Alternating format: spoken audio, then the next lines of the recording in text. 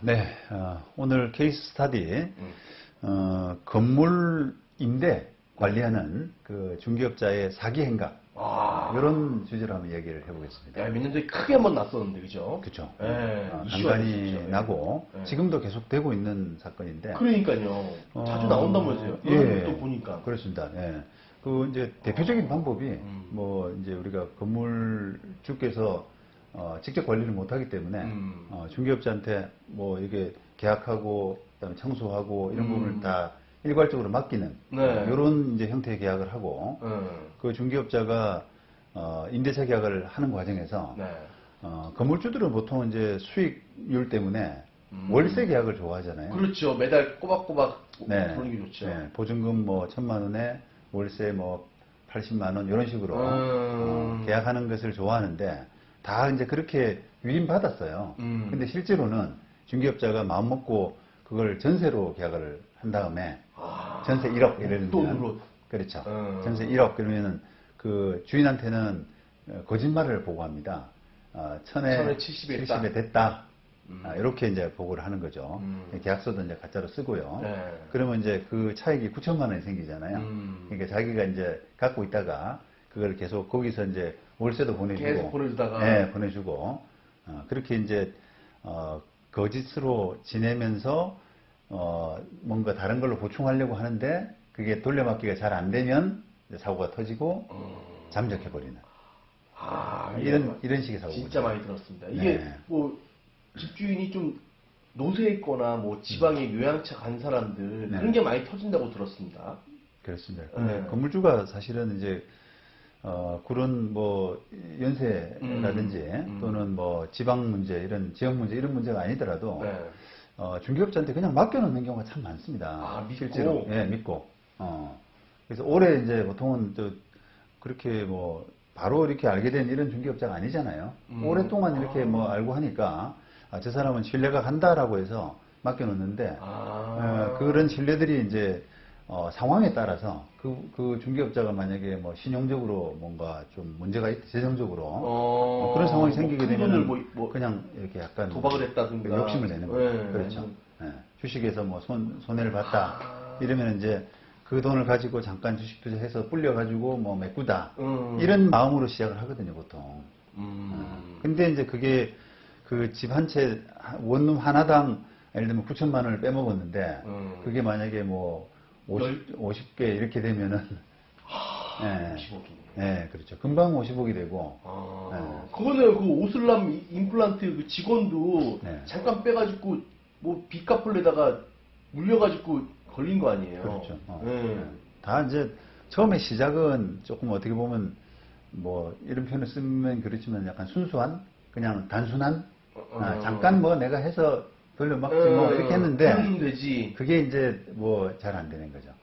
자, 이렇게 이제 그 사고가 결국 나지 않습니까? 근데 이제 법률적으로 좀 이제 따져보게 되면 건물주가 전세까지 포괄적으로 다 위임한 월세뿐 아니라 내가 뭐 월세든 전세든 상관없다. 네가 알아서 해라. 그 대신 나한테 정확하게 돈만 보내줘.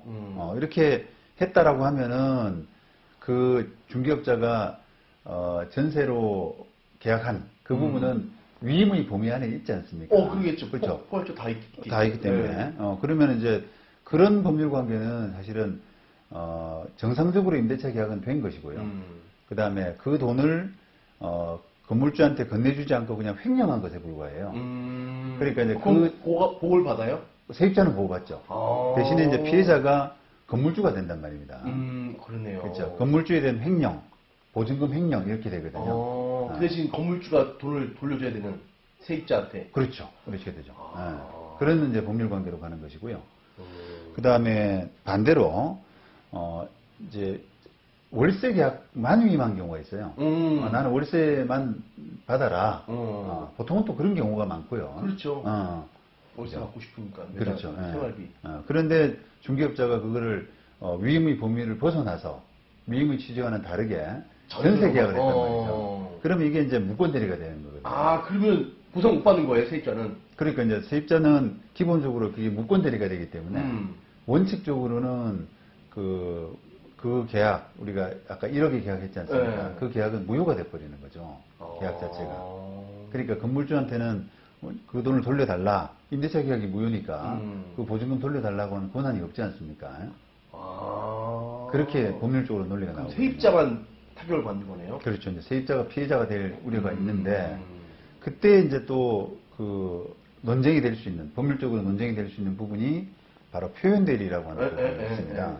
그래서 그 세입자가 그 전세 계약을 할 권한이 중개업자한테 있는 것으로 믿을 수밖에 없는 정당한 사유, 이런 부분이 있다라고 하면은 그 1억짜리 그냥 전세 계약을 건물주한테 그 효력을 주장할 수 있습니다. 주장할 수 있습니다. 어떤 경우입니까, 그거는? 그러니까 이제 그거를 건물주가 전세 계약까지 다 위임했다라고 그 보여지는 그런 확인 노력들, 이런 것들이 필요한데요. 대표적인 게 이제 그 건물주의 위임장 같은 거, 위임장에 뭔가 이렇게 포괄적으로 좀 돼 있다든지, 임대차 계약에 모든 걸 그렇죠. 다 한다. 그렇죠.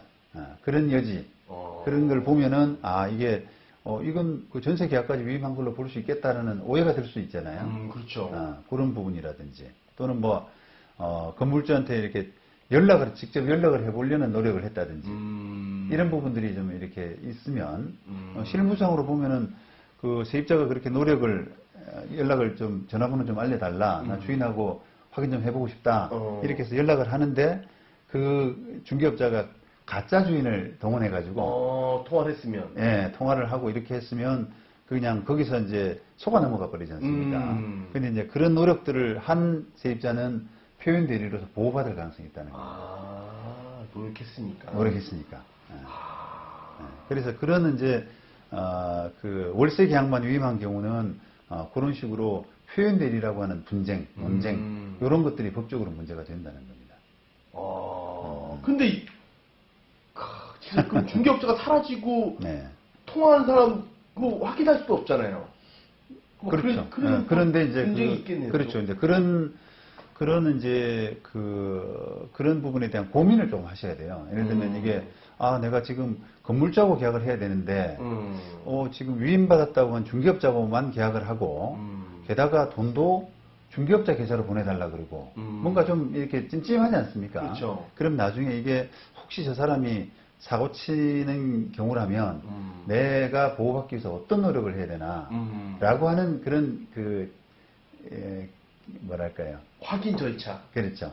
그 경각심 이런 것들이 필요해서 그러면 내가 이런 노력들은 내 핸드폰으로 전화 걸어가지고 녹음도 좀 하고 예, 그런 게 필요하다는 거예요. 그러니까 표현 대리로 보호받기 위해서는 그걸 주장하는 세입자가 입증해야 될 책임이 있단 말이죠. 그렇죠. 그러니까 이제 그걸 뭐 결과적으로 어쨌든 가짜 주인하고 통화를 했지만 자기는 노력을 했다는 거고, 그 다음에 또 그 중개업자가 보여주는 위임장 내용도 이렇게 사진 찍어서, 그렇죠.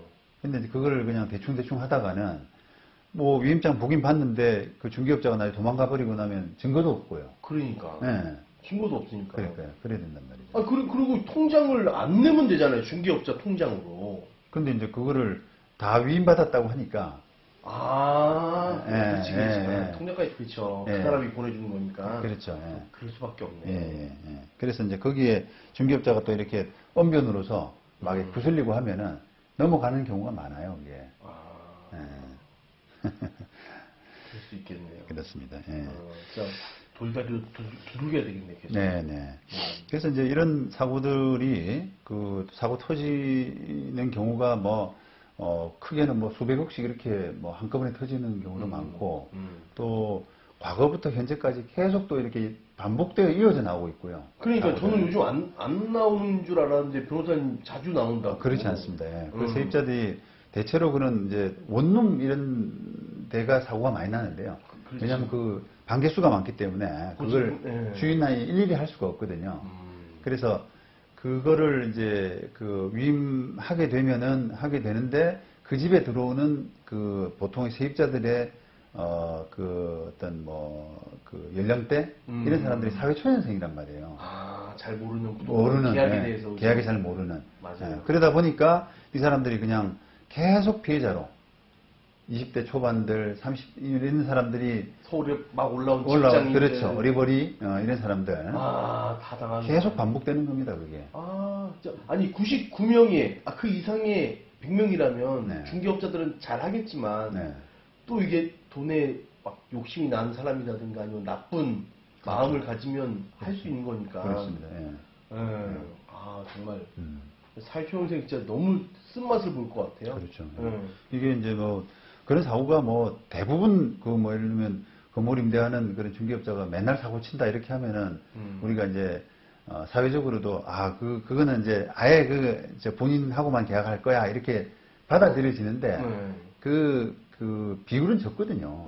비율은 적으니까 이제 어쩌다가 이렇게 한 번씩 툭툭 터지고 이런 경우 때문에 그런 사고방식이 자꾸 안 바뀌는 겁니다. 그렇죠. 네. 맞아요. 네. 그냥 주위에서 중개업 믿을만한 저 사람 믿을만한 중개업자니까 그냥 계약해도 돼 이렇게 그냥 전에 듣고 그냥 쉽게 계약하고 이렇게 되는 거죠. 그러니까요. 돈이 큰 거니까 무조건 확인 절차를 계속 전화도 하고 녹음도 하고 사진도 다 찍어놓고 중개업자 대화 내용도 녹음하고 요즘 녹음 기능 좋잖아요. 그렇죠. 그렇습니다. 예. 그래서 우리가 이제 아까 표현 대리 보호받는 이런 부분도 말씀드렸는데 어쨌든 이게 사회에서 이제 기술 수준들 있잖아요. 쉽게 증거를 하고 상대방하고 커뮤니케이션 할 수 있는 그런 여건들 이런 부분들이 좋아지기 때문에 법원에서도 믿을 수밖에 없는 정당한 사유 그런 부분에 대한 부분도 그 기술을 많이 염두에 두고 예를 들면 외국에 있다고 그래서 통화가 안 된다고 그래서 난 믿었다 이렇게 하면 법원이 받아주기 힘들단 말이에요. 외국에 있는데 왜 통화가 안 돼? 쉽게 통화되고 여건이 다 돼 있는데 이렇기 때문에 이제 좀 더 주의하셔야 되는. 그러니까요. 네, 저도 약간 그런 요즘 하나 혜택을 본 게 제가 핸드폰 이제 세입자와 계약할 때 핸드폰 녹음을 켜놨어요. 중개업자랑 중개사무소 소장님하고 저랑 세입자랑 하면서 월 관리비가 그냥 그 전 계약서 2만 원 돼 있으니까 2만 원 적은 거였는데 제가 확인해 보셨어요. 그러니까 2만 원 거의 맞아요. 넘어왔어요. 알고 보니까 3만 원 오른 거예요. 그 만 원 때문에 실경에 났는데 제가 녹음을 들려줬죠. 저기 2만 원이라고 그랬잖아요. 그러니까 그래 그럼 제가 복비에서 좀 깎아드릴게요 한 거예요. 세입자. 그게 이제 세입자가 악의였을 수도 있지만 자기가 이제 거짓말했을 수도 있지만 사람이란 게 기억이 잘 안 날 수도 있잖아요. 그렇죠. 중요치 않은 부분은 그냥 하면서 그냥 넘어가다가 그게 이제 서로 착오가 있을 수 있으니까 그런 차원에서도 서로 분명히 녹음하고 계약서 쓰고 그렇죠. 사진도 찍고 맞습니다. 전화 통화도 하고 맞습니다. 그게 꼭 필요하다고 할 수 있습니다. 그리고 이제 이런 이제 사례에서 보신 것처럼 뭔가 주의를 해야 되는데 사실은 이제 임대인의 주의사항과 임차인 입장에서의 주의사항 이런 것들이 좀 다를 수가 있는데요. 냉정하게 보면은 사실은 이런 사고가 터졌을 때 주로 피해를 임대인, 임차인 쪽에 누가 볼 거냐라고 하면은 임차인 쪽에서 많이 봐요. 그렇죠. 임차인 쪽에서. 그러니까 건물주는 이제 월세 계약만 위임한 게 맞거든요. 그러다 보니까 그게만 밝혀지게 되면은 세입자가 이제 무권 대리로서 그러니까 대리권 없는 사람하고 그냥 계약을 한 꼴이 돼서 표현 대리라는 부분을 이렇게 인정받지 못하면 손해 볼 수밖에 없는 구조란 말이죠. 독박 쓰네요. 독박 쓰는 거죠. 그래서 소송하게 되면 거의 세입자가 집니다. 이런 구조에서는. 그러다 보니까 이게 이제 어떤 현상이 생기냐. 아까 건물주가 좀 이런 사고를 미연에 방지하기 위해서 좀 이렇게 세입자하고 계약 체결되면 전화해가지고 그렇게 계약된 게 맞느냐 확인도 하고 그 다음에 간혹 가다가 건물 관리 차원에서 좀 가서 똑똑 두드려가지고 안부 인사 겸 확인도 하고 이렇게 했으면 좋은데 하면 좋은데 건물주가 그렇게 안 하는 이유 중에 이제 실제로 잘 못하는 분들이 많거든요. 못하는 부분 중에는 이유 중에는 저는 사고 터졌을 때 누가 손해보느냐라고 하는 부분에서 세입자가 손해를 보기 때문에 그렇죠. 거의 80~90%가 세입자죠. 그렇죠. 세입자가 손해보기 때문에 건물주의 노력은 사실은 상대적으로 덜합니다. 내가 뭐 그렇게까지 할 필요 있어? 그렇죠. 사고 터지면 네가 손해인데. 전세 사기 터졌다면 다 세입자가 당하는 거지 뭐 건물주가 당했다는 소리 한 번도 못 들었는데. 그렇습니다. 예. 그러니까 이제 우리가 이런 사고가 터지면은 손해 볼 쪽에서 손해 보는 쪽에서 더 챙겨야 되잖아요. 자기 거를. 아, 근데 건물주 전화번호 있으면 전화 통화 해보지. 추석 때 잘 지내십니까? 하면서. 예, 맞아요. 그래서 한번 이제 어쨌든 그런 구조가 돼 있는데 제가 한번 그 임대인 또 임차인 이런 쪽에서 뭐가 주의해야 될지를 한번 말씀드려 볼게요. 네. 자, 뭐 이야기 도중에 대부분 나온 이야기인데 임대인 입장에서 주의해야 될 거는 일단 중개업자하고 그런 이제 위임 계약 같은 걸 하잖아요. 네. 관리 계약 같은 걸 하잖아요. 거기에 조금 정확하게 월세 계약이다라고 하는 부분을 표시를 좀 하시는 게 좋아요. 위임장에. 그냥 두루뭉술하게 그냥 전체적으로 하게 되면은 오해가 생기고 그게 표현되는 문제에서 나중에 임대인한테 데미지가 올 수가 있거든요. 예, 그러니까 한정해서 예, 명확하게 하게 하고 그 다음에 또 때로는 뭐 계좌번호를 좀 특정을 해가지고 요 계좌로만 입금된 것만 인정한다. 그러네. 라든지 그런 부분의 노력 이런 부분이 좀 필요할 수가 있습니다. 위임장에 써놓으면 됐네요. 계좌번호랑. 그렇습니다. 네, 예. 딱 월세다. 예. 관리계약서, 위임장 이런 부분에 조금 이렇게 그 명시를 하시고요. 그다음 또 어떤 드물긴 합니다만 인감 도장을 좀 맡기는 분들이 계세요. 와, 그건 진짜 믿는 건데. 그렇죠. 그렇게 하는 것은 이제 절대 안 된다. 안 되죠, 그건. 그다음에 또 계약이 됐다라고는 이제 보고를 받을 거 아닙니까?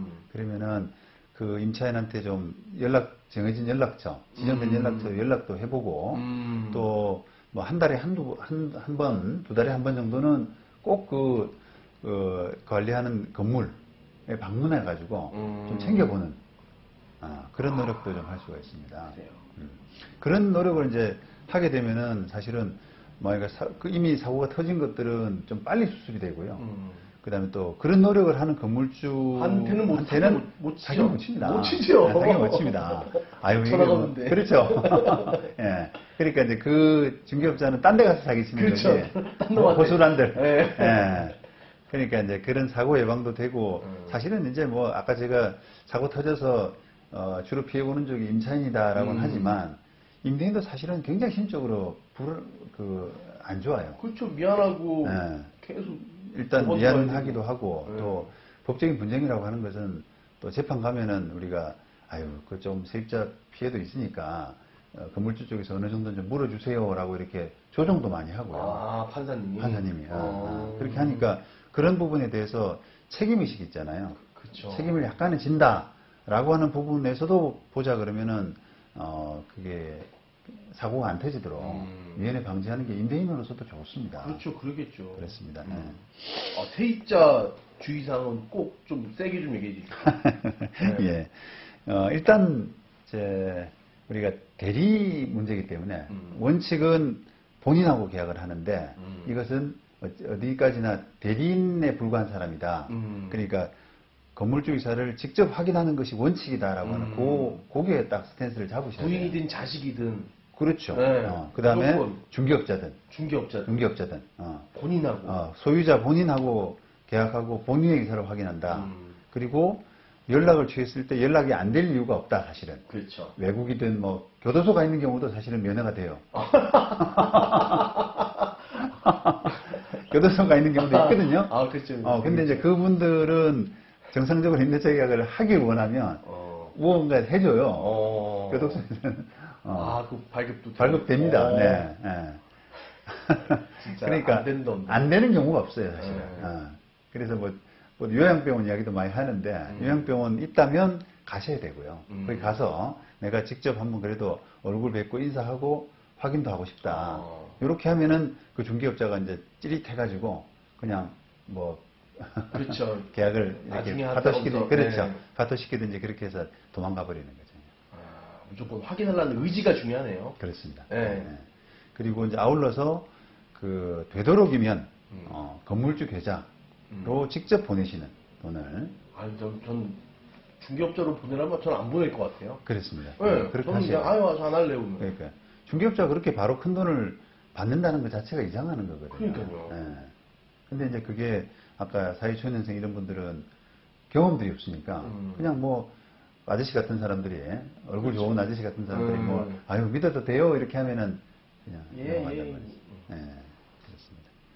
그래서 그 임차인이 하여튼 그 피해자가 될 수밖에 없는 이런 구조, 이런 구조라는 부분에서 하여튼 임차인 쪽에 신신당부를 좀 드리고 싶습니다. 이 사고 터지면 큰일 난다. 네. 그리고 사고 미연에 방지하기 위해서 본인 확인, 그 다음에 계좌 이런 부분들 꼭 주의하시기 바랍니다. 네. 네.